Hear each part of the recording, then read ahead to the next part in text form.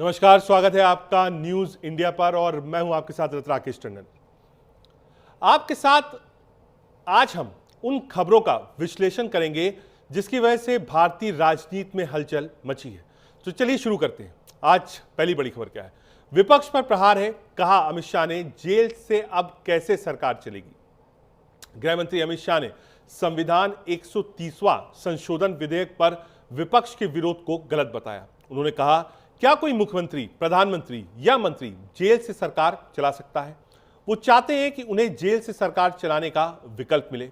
News agency NI के interview में शाह ने जगदीप धनखड़ का इस्तीफा, खुद की गिरफ्तारी, संसद में विपक्ष के विरोध पर चर्चा की।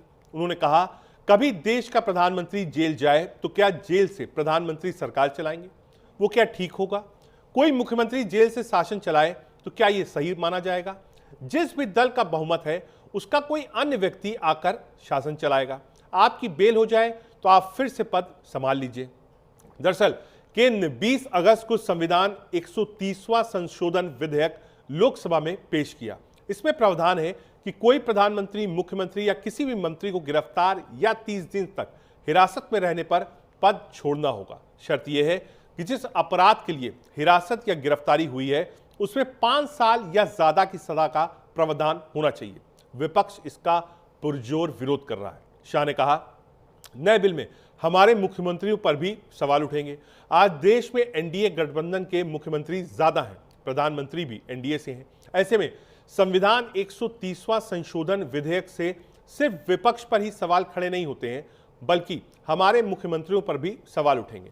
अगर फर्जी मामला है तो देश के उच्च न्यायालय और सुप्रीम कोर्ट आंखें बंद करके नहीं बैठे रहेंगे, वो जमानत दे सकते हैं। कांग्रेस सरकार में भी ऐसा प्रावधान था कि अगर सत्र अदालत ने किसी को 2 साल जेल की सजा सुनाई है तो उसे सदस्य की सदस्यता अपने आप चली जाती थी। जेल जाने के बाद भी दिल्ली के सीएम ने भी इस्तीफा नहीं दिया।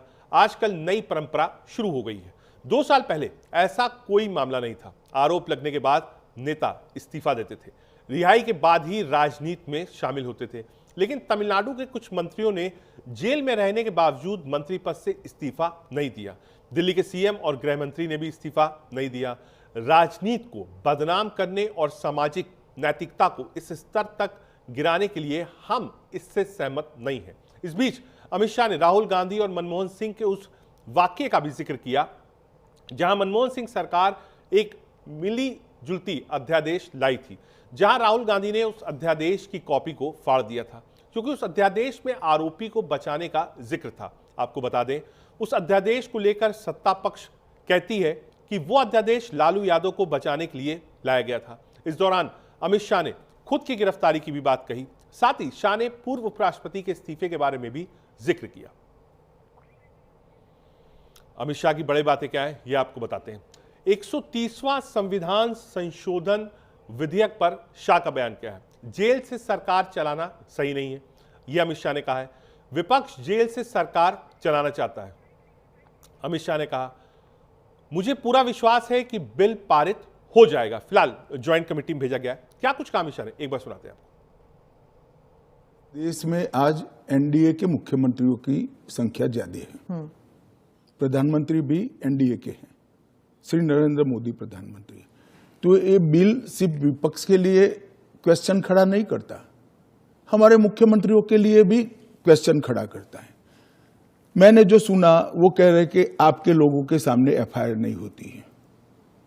ये जनता को गुमराह करे। उनको मालूम है कि किसी भी व्यक्ति के खिलाफ आरोप है तो आप पब्लिक इंटरेस्ट लिटिगेशन के माध्यम से कोर्ट के सामने जा सकते हैं। कोर्ट ऑर्डर करेगी कि इनके खिलाफ एफआईआर करो। अगर ज्यादा ही गंभीर मामले हैं तो कोर्ट मॉनिटर भी करती है। इसमें पक्ष विपक्ष कहां आता है? ये एक सेकंड, मेरी बात पूरी नहीं हुई है। इसमें पक्ष विपक्ष नहीं आता है। और दूसरी बात, इसमें 30 दिन तक जमानत का प्रावधान किया गया है। अगर फर्जी टाइप का केस है तो देश की हाई कोर्ट और सुप्रीम कोर्ट आंख मूंद कर नहीं बैठे हैं। किसी भी केस में हाई कोर्ट और सुप्रीम कोर्ट को जमानत देने का अधिकार है। अगर जमानत नहीं मिलती है तो आपको पद छोड़ना पड़ेगा।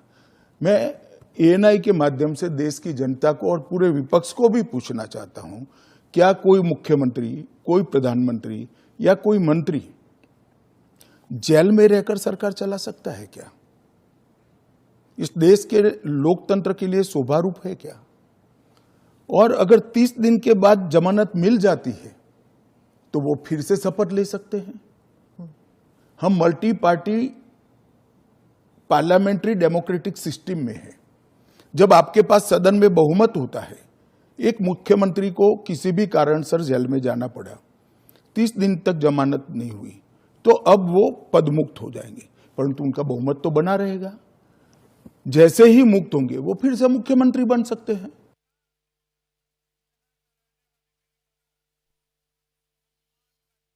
जब यूपीए की सरकार थी, श्री मनमोहन सिंह जी इनके प्रधानमंत्री थे और लालू प्रसाद यादव जी इनके मिनिस्टर थे। लालू प्रसाद जी को सजा हो गई। मनमोहन सरकार एक ऑर्डिनेंस लेकर आई कि 2 साल की सजा हो तो भी अपील का स्टेज बाकी है तो उनकी सदस्यता नहीं जाती है। यही मॉरल ग्राउंड था जो आप कोट कर रही हो। तो एक ऑर्डिनेंस लेकर आए कि हम इसको बदल दे रहे हैं। ऑर्डिनेंस से बदलने का कैबिनेट ने प्रस्ताव भी किया। यही श्री राहुल गांधी इसको कंप्लीट नॉनसेंस कहकर सार्वजनिक रूप से प्रेस कॉन्फ्रेंस में फाड़े थे ऑर्डिनेंस को। और देश की कैबिनेट ने और देश के प्रधानमंत्री ने जो फैसला लिया था, उनकी पार्टी के ही प्रधानमंत्री ने जो फैसला लिया था, उसका मॉरल ग्राउंड पर उन्होंने मखौल उड़ाया था। और मनमोहन सिंह एक सॉरी फिगर बनकर रह गए थे पूरी विश्व के सामने। आज वही राहुल गांधी बिहार में सरकार बनाने के लिए सजा हो गई, वो लालू प्रसाद जी को गले मिल रहे हैं। ये ड्यूअल स्टैंडर्ड नहीं है क्या? ये शोभा देता है क्या? अगर उस दिन वो मोरालिटी थी तो आज नहीं है क्या? क्योंकि आप लगातार 3 चुनाव हार चुके हो। मोरालिटी के स्टैंडर्ड्स चुनाव के जय पराजय के साथ जुड़े नहीं है। मोरालिटी के स्टैंडर्ड सूर्य और चंद्र की तरह हमेशा अपनी जगह पे स्थिर रहने। तो क्या आप कह रहे हैं कि राहुल गांधी कॉम्प्रोमाइज हो गए हैं आरजेडी के लिए? नहीं, मुझे कहने की कहां जरूरत है। उनके 2 चीजों को वो कैसे जस्टिफाई करेंगे? मैंने तो आज पूछ लिया, आप इनका इंटरव्यू कर पूछ लो उनको।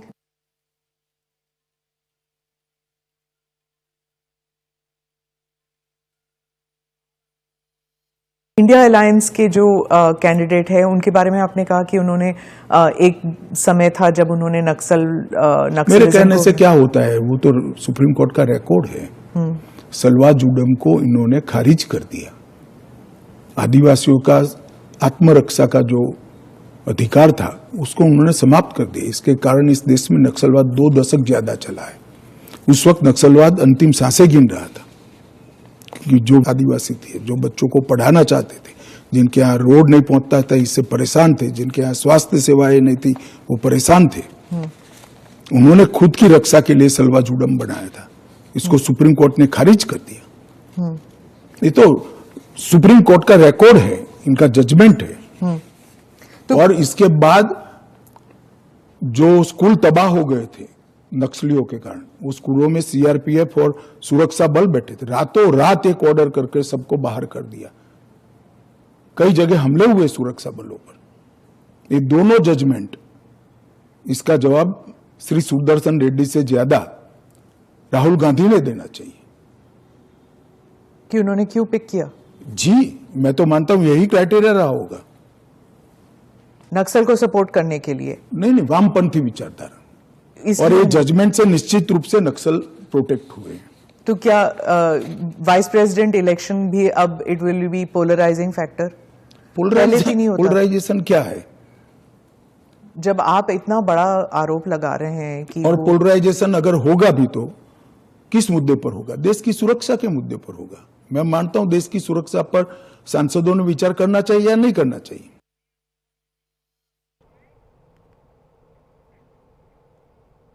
गृहमंत्री अमित शाह ने कहा कि विपक्ष की चाहत अभी भी पहले जैसी है? विपक्ष का विरोध है तो वो बताएं, वो जेल से सरकार का विकल्प चाहते हैं या नहीं? विपक्ष जनता को गुमराह कर रहा है। संसद में सिर्फ हंगामा किया जाता है। बिल में 30 दिन तक जमानत का भी प्रावधान है। सारी बातें उन्होंने बोली। कुछ राजनीतिक प्रतिक्रिया है इस पे, क्या कुछ कहा कांग्रेस ने और बीजेपी ने अमित शाह के इंटरव्यू पे, सुनाते हैं आपको। वो गलत दिशा में इस बहस को ले जा रहे हैं। वो क्या है, मैं भी सुन रहा था अपोजिशन के कुछ सांसदों की बहस को। वो कहते हैं हमने कोई पॉलिटिकल धरना दिया, हमें पकड़ लिया, और कुछ एजेंसियों ने कह दिया इन्होंने तो ऐसा बोला। उसमें सजा है ही नहीं 5 साल और 5 साल से अधिक। वो बहस को ही गलत दिशा में ले जा रहे हैं।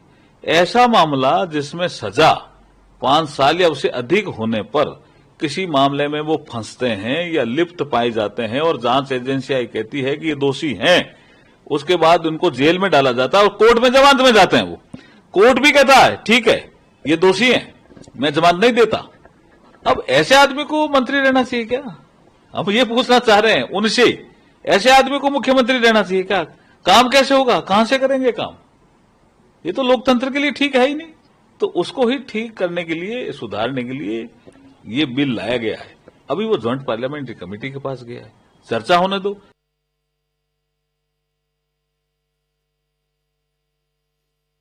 जितना मैंने पढ़ा है, अब तो वो जेपीसी के पास गया है, कि 1 महीने तक अगर बेल ना हो तो प्रधानमंत्री, मुख्यमंत्री, मंत्री अपने पद से अलग हट जाएगा। आप मुझे बता दें झारखंड में क्या हुआ? जो वहां के मुख्यमंत्री को जेल भेजा गया, हाईकोर्ट ने जो जजमेंट दिया उसको पढ़ लीजिए जमानत की, कि ये इसमें तो कोई अपराध हो, आरोप बनता नहीं। यही स्थिति कम बेसी केजरीवाल जी की है।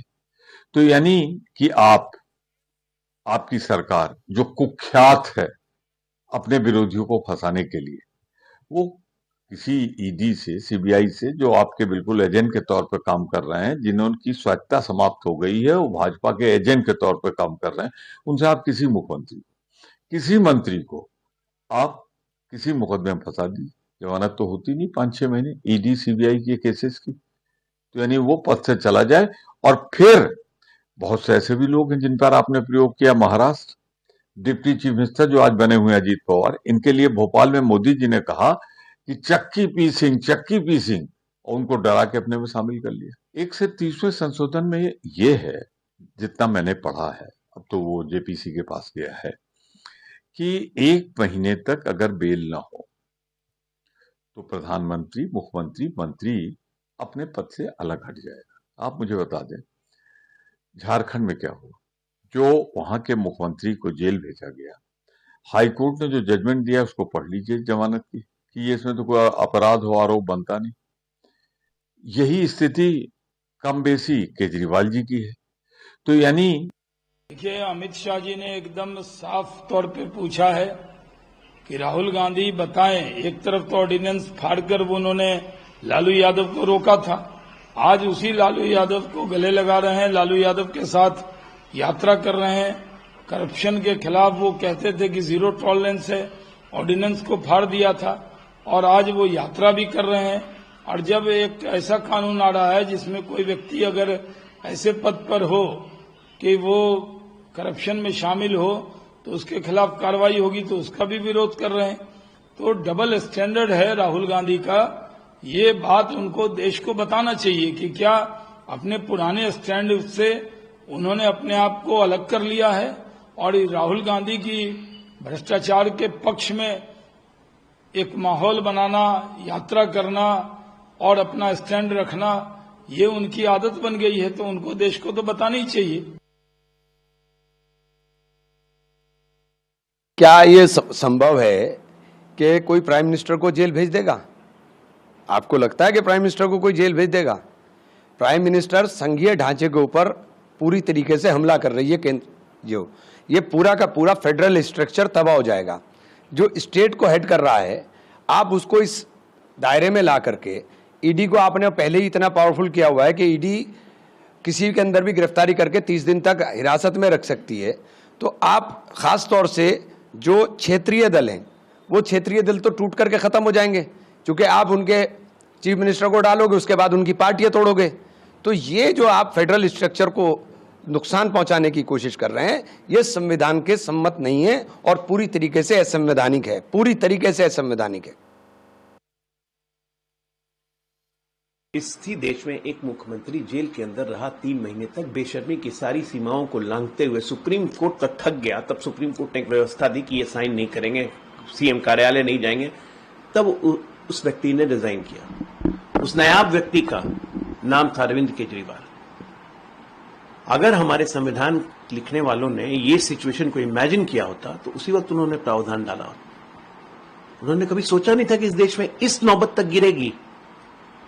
लोकशाही, प्रजातंत्र, लोकतंत्र इस लेवल तक गिर जाएगा। आगे न गिरे। अगर ये कानून आ रहा है जिसमें प्रधानमंत्री भी आते हैं, मंत्री भी आते हैं, मुख्यमंत्री भी आते हैं, इसमें दिक्कत क्या है भाई?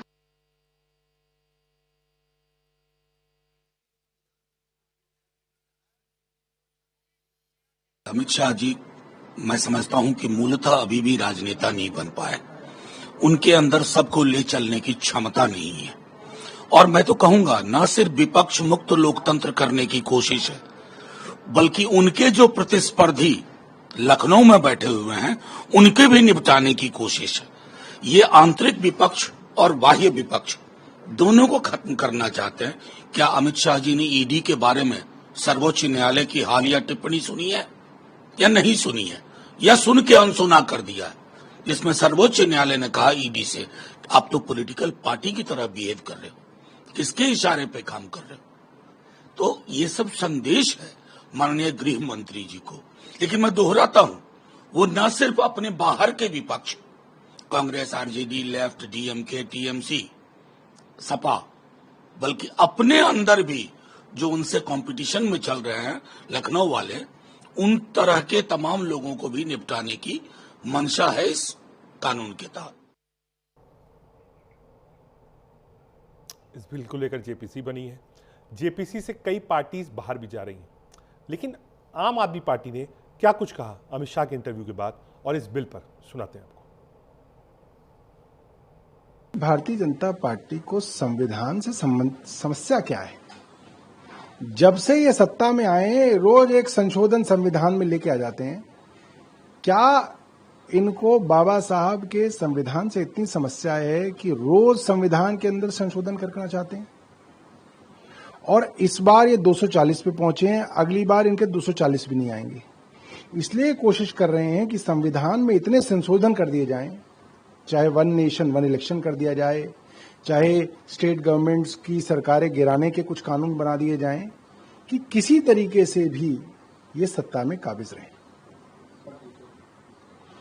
देखिए, अमित शाह देश के गृह मंत्री हैं। अरविंद केजरीवाल के साथ जो जेड सिक्योरिटी है वो अमित शाह के अधीन आती है। वे एक ऐसा वीडियो दिखा दें जिसके अंदर अरविंद केजरीवाल बाहर आए हों और जनता ने उनसे सवाल पूछा हो। अरविंद केजरीवाल जी ने जेल जाने से पहले और जेल से निकलते ही ये बात साफ की कि अगर मैं इस्तीफा दे दूंगा तो कल को ये झूठे मुकदमे ममता बनर्जी पे बनाएंगे, उनसे इस्तीफा कराएंगे, उनकी सरकार गिराएंगे। उधर स्टालिन साहब के ऊपर मुकदमा बनाएंगे, जेल डालेंगे, उनकी सरकार गिराएंगे, और तमाम विपक्षी दलों की सरकारों को इस तरीके से गिराया जाएगा।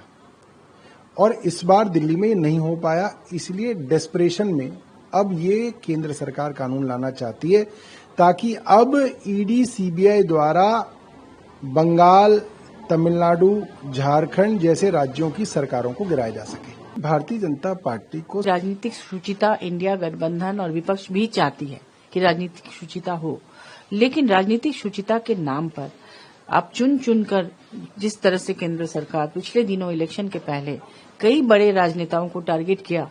आप अगर माननीय हेमंत सोरेन जी का ही उदाहरण ले लें तो ईडी ने उनको एमपी इलेक्शन के पहले अरेस्ट किया, फिर उनको रिजाइन करना पड़ा मुख्यमंत्री पद से, फिर 5 महीने तक जेल में रखा बिना किसी सबूत के निर्दोष व्यक्ति को, और 5 महीने के बाद सुप्रीम कोर्ट ने आखिर जाके बोला कि इनके खिलाफ कोई सबूत पेश नहीं कर पाए, फिर वो बाहर आए। तो न्यायालय को भी वक्त मिलना चाहिए ना साबित करने के लिए। किसी निर्दोष को अगर कोई यूं ही जेल में रख देता है और 30 दिन के अंदर, कई तरह की धाराएं हैं जिन धाराओं के आधार पर किसी को भी अरेस्ट करके जेल में रखना बहुत आसान हो गया आज के समय में। तो ऐसे में राजनीतिक बदला लेने के लिए जो भी सत्ता रहेगी केंद्र में, वो निश्चित रूप से इसका दुरुपयोग करेगी। विपक्ष का कैसा दोगला रवैया है देखो। कोई पद पर मुख्यमंत्री करके है, मंत्री करके है, और उसको जेल डालने का काम न्यायपालिका करती है। आपका कोर्ट पे भी विश्वास नहीं है, आपका चुनाव आयोग पे भी विश्वास नहीं है। हो क्या गया आप लोग को? न्यायपालिका ने यदि किसी मुख्यमंत्री मंत्री को जेल में डाला और 30 दिन वहां भीतर है, तो हम देश के तमाम लोगों से सवाल पूछना चाहते हैं कि क्या ऐसा व्यक्ति जेल में रह करके मुख्यमंत्री पद पर बना रहे या वो इस्तीफा दे? तो सारे देश की एक मुख से मांग है कि वो इस्तीफा दे, और यही बिल हमने लाया है। विपक्ष के कुछ चंद नेता क्या चाहते हैं, इस पर यह देश नहीं चलेगा। यह देश के लोग क्या चाहते हैं, इस पर यह देश चलेगा। अब देश बदल रहा है। इस देश में प्रामाणिक और पारदर्शी नेता ही काम कर पाएंगे। पद के नाम पर लोगों को लूटने वाले लोग, जेल में जाके आने के बाद भी फिर से पैसे के बल पर चुन के आने वाले लोग, अब देश का युवा उन्हें नहीं चाहता। और वही कारण है पारदर्शिता लाने के लिए। ये जो क्रिमिनल्स है, ये सारे लोगों पर कहीं ना कहीं एक रेस्ट्रिक्शन आए, तो राष्ट्रहित में यह बिल है।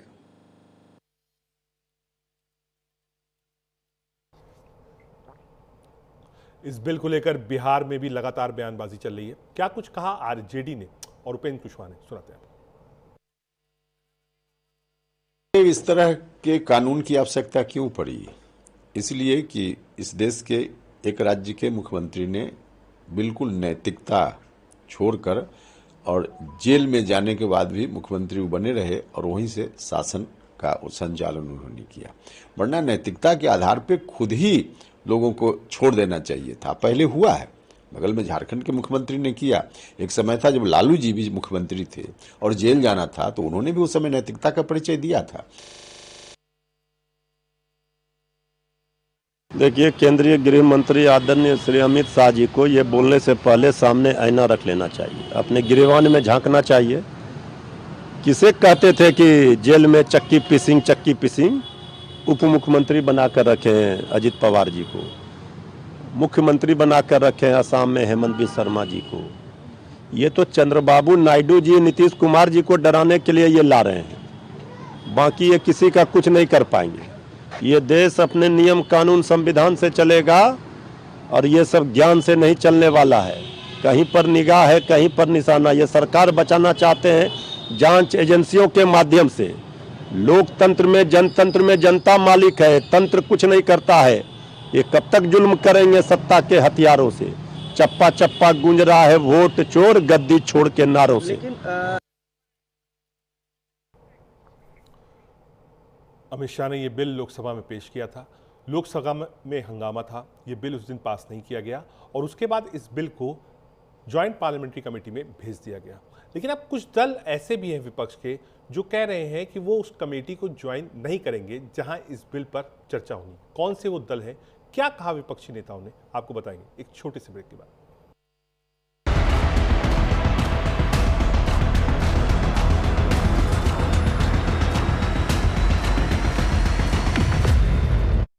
आधी आबादी को पूरा